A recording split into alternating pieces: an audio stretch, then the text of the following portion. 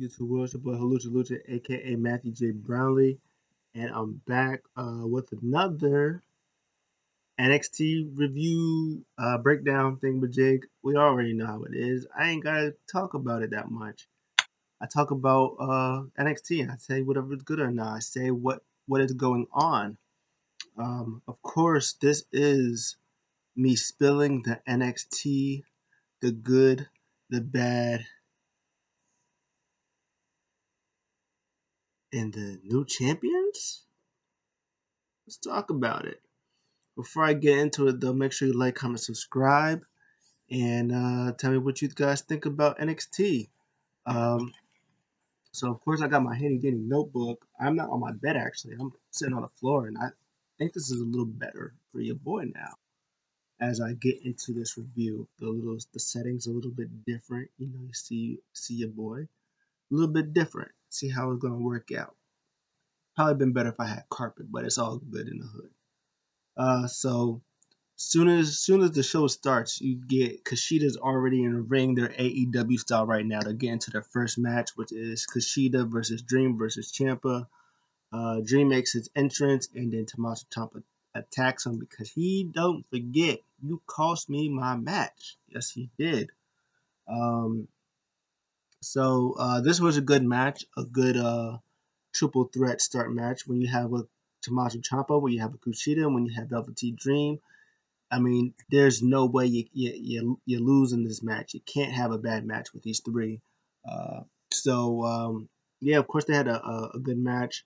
My only problem with this match, like specifically, was well, I didn't really have a problem with this one part, but it was kind of funny that Tommaso Ciampa he had like a double widow's bell in on Kushida and Velveteen Dream.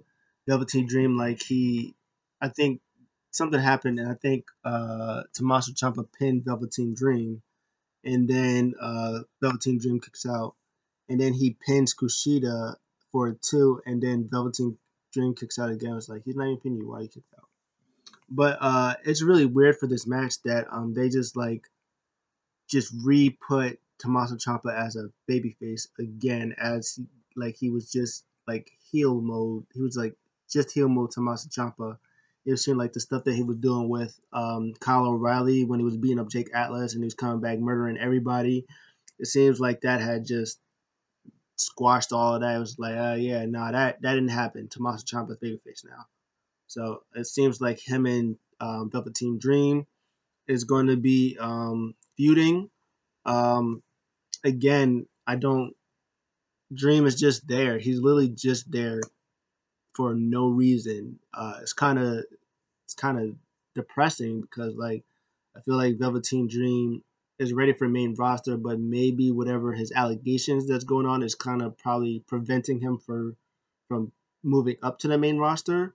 So they're just like, well, your Velveteen Dream be on TV, but we don't really have anything for you. So they're just letting him sit there like during this match, he got no offense. It was really mostly Kushida and Champa. They really had all the offense.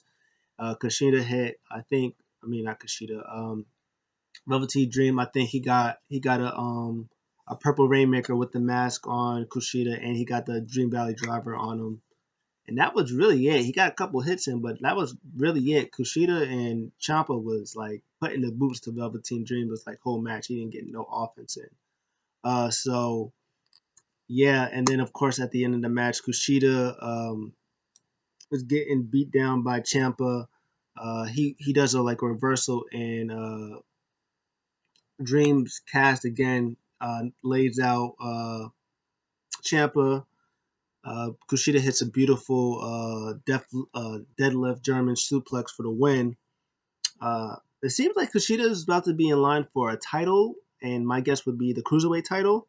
Um, I don't know what they're gonna do with Jordan Devlin because he's in that he's cruiserweight champion too. So they're doing something with UK that he's still cruiserweight champion. He's another one with these allegations. So I'm guessing they're gonna have like who's the true cruiserweight champion. They're both heels, so I'm guessing whichever because whoever wins out of those two, whatever they do next, was probably gonna lose next to Kushida, because Phantasma already beat Swerve like 2 or 3 times. He beat Adonis. They beat them in the 6-man tag match. So I'm guessing Escobar is gonna have one match with Jake Atlas, and then maybe he goes on to Jordan Devlin. They have their thing, and then Kushida comes. That's pretty much what I got. And then Ciampa and Dream's gonna have their thing. Dream's gonna lose to Ciampa because it's Ciampa. So that's gonna be kind of interesting, but excellent match. It was just really weird that Ciampa's already face again after he's been healed for like the last month, but still good match. Uh, Next up, Undisputed Era stuff. I'm gonna be cleared, and whenever I find out who beats up who knocked me out, we're gonna take him out. Prophecy is gonna be fulfilled. That's Undisputed. Next, they did a package with Rhea Ripley and Raquel Gonzalez. That was good stuff. Next up, Ember Moon is in her match against who is it? Jessie Kamea. This is just Ember Moon getting her getting some more like her single style in. Her move set is not really high flying technical. She's like a lot more. She's a lot of aggression. I think that's the thing when you go back to NXT and you reinvigorate yourself, you're more aggressive. Uh, so yeah, Ember is just aggressive. She's not flying all over the place. She's not doing what she did last week in the tag team match, where she was flying over the place. She was hitting her biggest hits. She was jumping all over the place. She was uh, hitting the clips and stuff like that. Stuff that people like. Nah, she was ground and pounding them. She stomps to the face. She was putting in submissions. She put in like a reverse Boston Crab type lock in. That was good stuff. Jessica May got like a tiny bit of offense in there just to show what she can do. But Ember Moon finished it with like an STF type submission, but she had her standing up. She like grabbed her hair and then grabbed her by the neck and she tapped out. That was good stuff. And then Dakota Kai attacks Ember Moon. So I guess it's going to be Ember Moon versus Dakota Kai, which is going to be good stuff. That match is going to be great. But, Ember Moon's going to come out on top because she's Ember Moon and she's not losing to Dakota Kai. Uh, I put someone jump Bobby Fish. I put 1-2 punch did it. Um, Austin Theory versus Brunson Reed. Brunson Reed wins. And then Austin Theory is like, no, uh-uh. I am 23 years old. I am a rising star. I am the future of NXT. You, Brunson Reed, are nothing. I did more in my 23 years. My 23 years that I've done wrestling in like 4 years. I've done more, accomplished more than you did in your whole 15-year career, which I have looked up, fact checked. Brunson Reed debuted in 2007, which means it is 11 years, I think. 7, 8, 9, 10, 11, 12, 13, 14, 15, 16, 17, 13 years. Just kidding. 13 years, not 15. So he's off by 2 years. So was I. So I guess it's okay. It's like I'm not leaving this ring until I beat you, punk. And then Brunson Reed gets back in the ring, and then he beats him again. First was the tsunami, and then it was a nice looking Samoan drop. That was good stuff. And then he loses again, and then after that he quits. He says, "I quit. I'm done." Um, I don't know what's gonna happen. Like I don't know how long he's gonna be gone from NXT. He's coming back, obviously.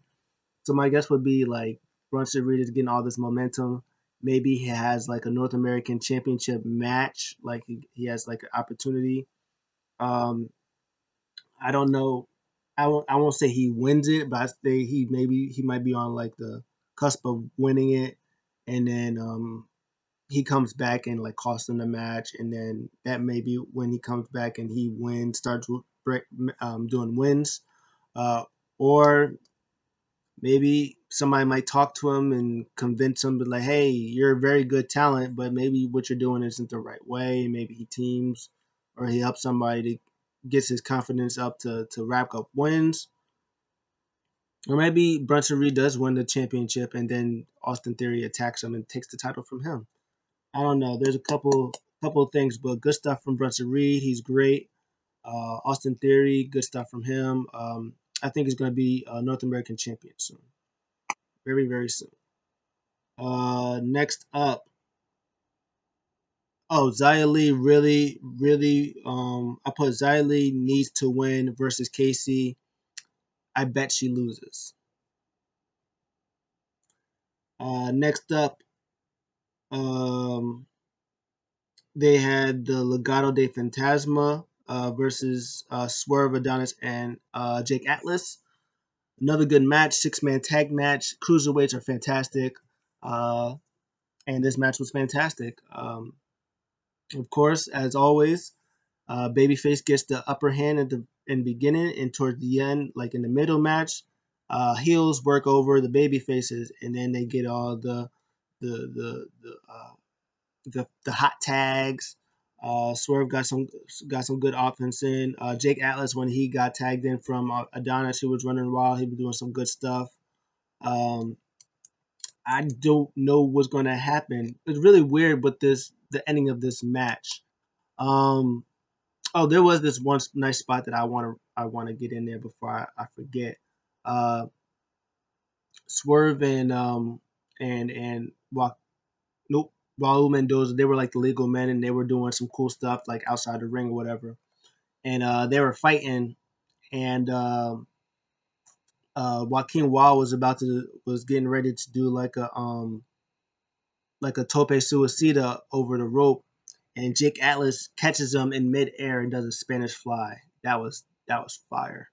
Um, but Escobar does this nasty suicide dive on Swerve. He's all cocky and happy.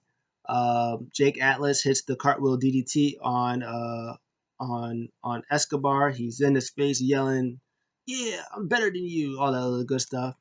Meanwhile, my guy Adonis is in the ring by himself, tag team finish, high low type thing, and Joaquin Wild pins Adonis, and my boy Escobar's all droopy and dazed.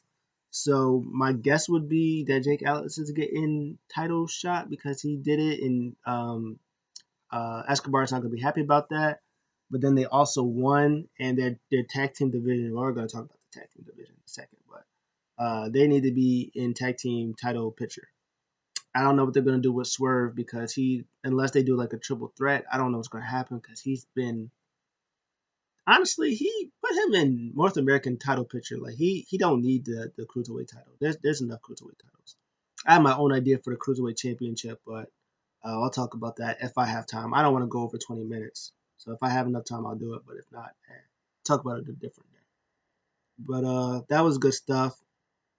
Uh, my favorite part, well, one of my two favorite segments of the show. Uh,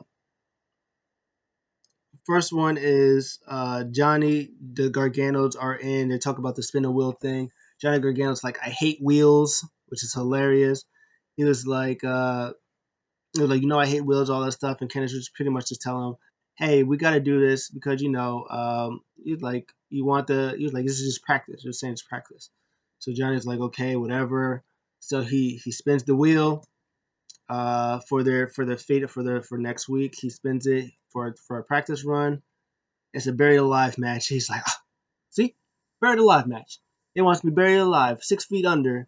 Oh, I'm not ready to die. I don't want to die alive. I don't want to do that. What does it look like? He's like, oh, you spin the stupid wheel.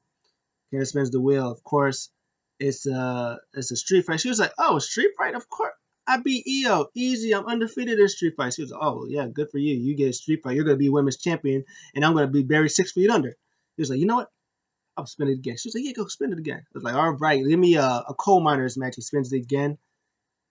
Lands on a casket match. He's like, casket match. He's like, he's yelling at the wheels, like he almost super kicked the wheels, like I hate you. He's like, get that thing out the house. And he goes upstairs. I'm going to bed. Hilarious. I loved it. It was amazing. Fantastic. Another thing that's pretty good, Ever Rise versus Fist and Fury. Um, yeah, this match was, I mean, it wasn't really a match. It was really short. Just further along the story of Killian Dane and Drake Maverick being the tag team, which is all good stuff.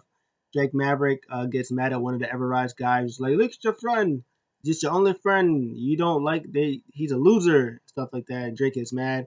He beats him up. He starts getting a chair. He's beating everybody with chairs. They get disqualified.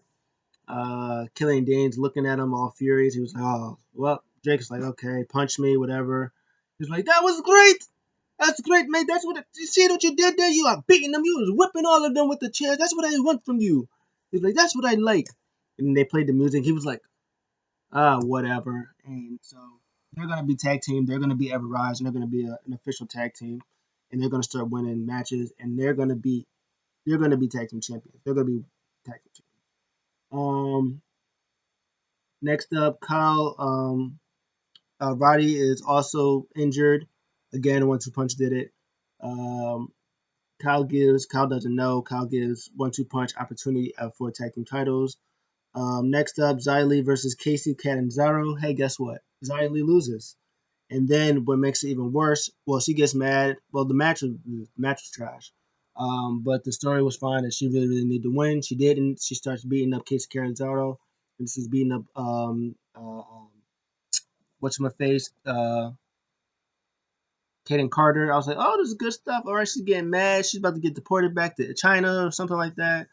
Raquel Gonzalez comes out. She just beats up everybody. I was like, okay. And she said, this is your fate at next week. Yeah. So, and they also did a video package with the spin the wheel with Damian Priest and Io Shirai. Io was saying whatever when they was doing this wheels was like, hey, whatever it lands on, pretty much Street Fight, I win. Uh, House of Horrors match, I win. Coal Miners match, I win. Uh, uh, uh, Buried Alive match, I win. Doesn't matter. At the end of the day, next week I win. Um, Damian Priest cut actually really good promos. Pretty much was talking about, hey, he's like he's like for some reason you think that you changed, but the difference between me and you is if I whatever happens between whether I win or lose in the feud, I move on. You just can't seem to move on, even though you are Johnny Wrestling, you are one of the best in NXT. But your problem is now that is I'm here and I'm not going anywhere. Next week we have like this spin the wheel thing. Is gonna be there's gonna be pains that I can take pain. Can you last crazily? Um, so this is the interesting part with this. Um, so I think whatever happens, like these matches are important because this determines whether or not Io Shirai or Rhea Ripley, in my opinion, go to the main roster. I think, and this is where it's going to get interesting because I think that the NXT women's division doesn't need both of them, which is crazy to say, but I think with Ember Moon now there, with Tony Storm there, uh, Candice LeRae's there, and then you have either Raquel or you have Raquel Gonzalez is there, Dakota Kai is there, and then you're gonna have either Rhea Ripley or Io Shirai. So that's 6 people in that main roster. If Candice LeRae is like a heel champion, you can have Tony Storm, Rhea Ripley, and Ember Moon. All 3 of the top baby faces go after the NXT Women's Champion. So Io Shirai can go to the main roster, which SmackDown right now needs people in the women's division. If you have Io Shirai as champion still, you still have Candice LeRae as the heel going after her. You have Dakota Kai. I think Tony Storm can turn heel, can be the main heel. Now that Candice, she could be the main heel on that roster, like on there. And then you'll have Ember Moon, who's still a babyface who can still go against like Dakota Kai, who can still have that match with Io, can still have that match with Tony Storm, and you can have Rhea go on to the main roster. So I think it works either way with them. I don't think you need both of them. I mean, both of them are great, but I think you don't. I don't think you need both of them. So I would say like if Raquel Gonzalez wins, Rhea Ripley can go to the main roster.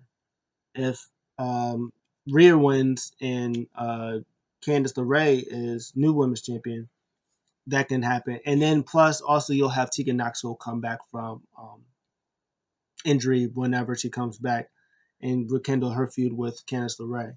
So I think the women's division will be good without either one of them. I mean, great with them both is fantastic, but without both of them, or without either one of them, like you don't need both of them. One can go to the main roster and save SmackDown because you only have Bianca Belair, Sasha, and Bayley. You only got those three.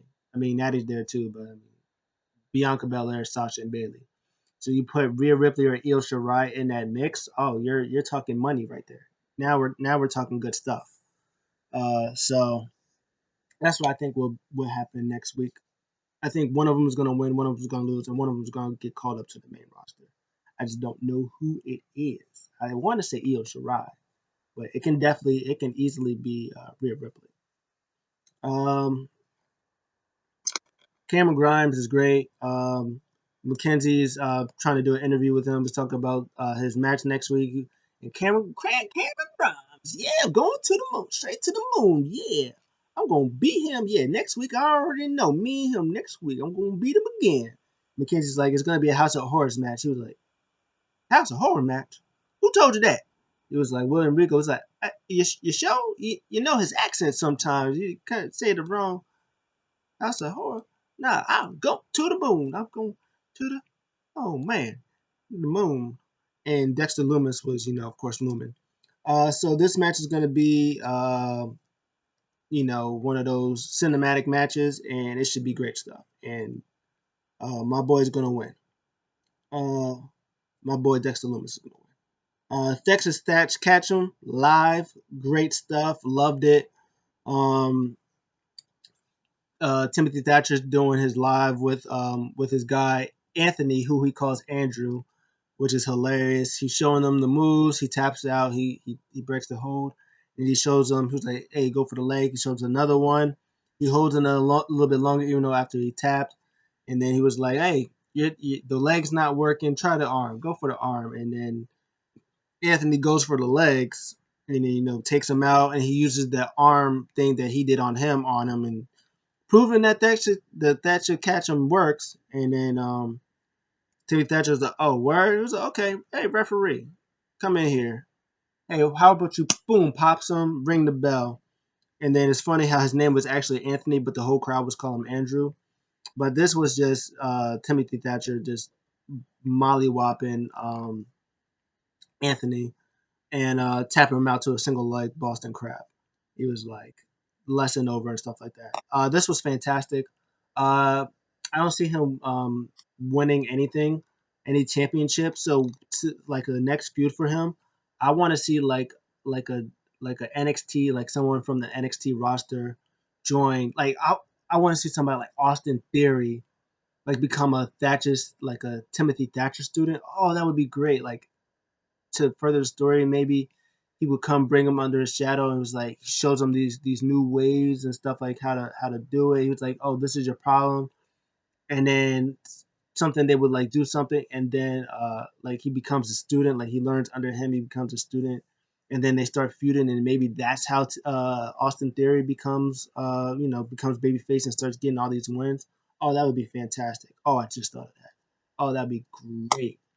I think it would be good if Timothy Thatcher's like his student starts becoming like NXT talent, like lower NXT talents who like you see who's good, and then he trains them and then turns. Oh, that'd be great. Austin Theory should be it. finally, main event. I think before the main event, they talked about the matches, the two spin the wheel, make a deal matches with Damian Priest and Johnny Gargano and Io Shirai and Candice LeRae, Rhea Ripley versus Raquel Gonzalez, and Cameron Grimes versus Damian Priest in House of Horrors match. Now, um, main event, good stuff. I think they both had better matches. One-two punches definitely had better matches with Undisputed Era. Breezango's had probably better matches just recently with Imperium, but they worked well together. This match was really good. The ending caught me off guard. They were about to win. By the way,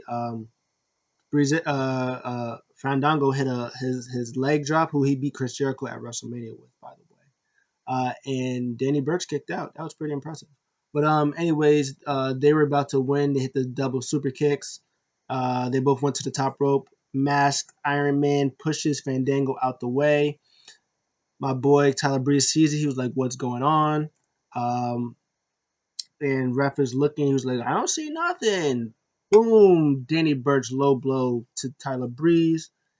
He gets Oni Lorcan.